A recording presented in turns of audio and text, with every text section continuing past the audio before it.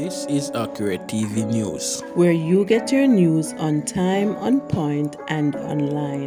Soldier charged after woman's body found in his car gets $600,000 bail. The Jamaica Defense Force soldier who was taken into custody after the body of a woman was found in his vehicle in St. Andrew was today granted $600,000 bail. Bail was offered in the Kingston and St. Andrew Parish Court following an application by his attorney Peter Champagny, QC.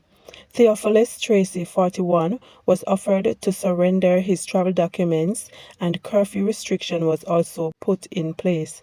Tracy was ordered to return to court on July 28. Allegations are that the body of 31-year-old Osheen Lawrence was discovered in a motor car belonging to Tracy around 4 a.m. on February 26, 2022. Following further investigations later that said morning by the police, Tracy was found at his quarters at Up Park Camp. Tracy's licensed firearm was requested by police investigators, but he failed to produce it.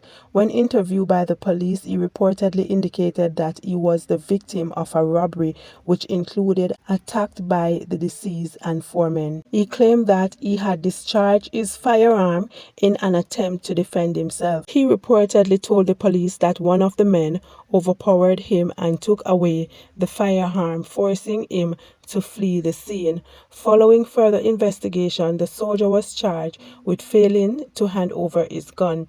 He was offered $30,000 in the Kingston and St. Andrew Parish Court last month. Tracy was later charged with Lawrence shooting death. Man hacked to death in St. Catherine. A man identified only as Jason, believed to be in his early 30s, was hacked to death and his body discovered by his landlord at about 7 o'clock this morning in a gully behind the rented house he occupied. The house was set ablaze, also destroying an adjoining room used as storage by the owner of the building.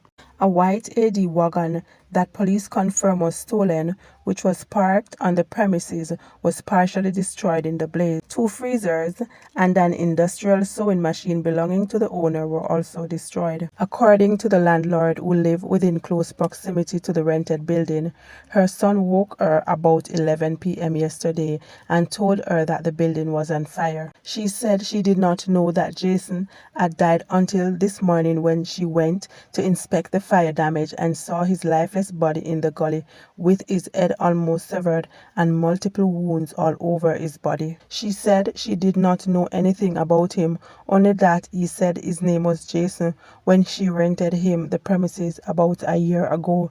The St. Catherine North police are investigating. Minor among several charged in Lotto scam bust. 4 high-end vehicles seized. Several persons have been taken into custody and 5 high-end motor vehicles seized following a major Point Police military operation in Great Pond, St. Anne today. Among those in custody is a minor. The operation forms part of the authority crackdown on lottery scamming across Jamaica. According to the police, during the raid, 3 BMW motor cars, 1 Mark X and 1 Toyota Crown were seized. In addition, 10 cellular phones and 2 laptops were also seized. Reports are that between the hours of 5 a.m. and 9 this morning, a joint police military operation led by the Lottery Scam Task Force searched several homes at the Great Pond Estate in the parish. Several of those in custody have been charged for breaches of the Law Reform,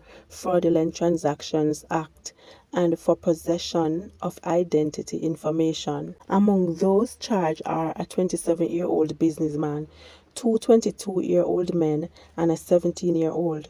All are from the parish of St. Anne. The other persons in custody are to be questioned by the police. The identities of those in custody are being withheld pending further investigations by the Lottery Scam Task Force. Clansman gang trial. I can't even drive, says defendant in denial of being alleged gang transporter. An alleged bodyguard for the reputed leader of the Clansman one-down gang, who the trial heard would sometime double as a driver this morning, testified that he is unable to drive.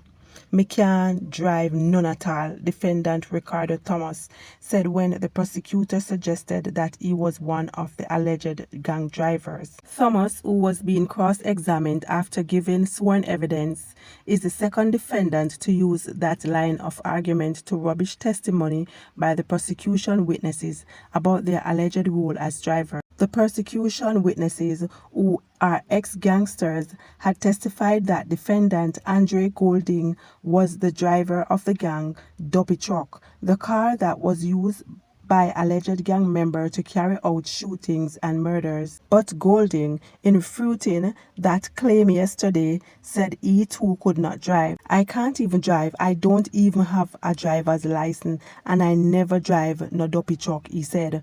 Meanwhile, Thomas, during further cross-examination, denied ever guarding reputed leader Andre Blackman Bryan or having a gun. "Me no stand guard for no one," he said, after indicating that he did not know the alleged gang leader or the prosecution witnesses who had testified about him being involved in the gang. He also told the court that he was never armed with any weapon. "Me a no member of any gang, and me no know nothing bout no gang," Thomas said.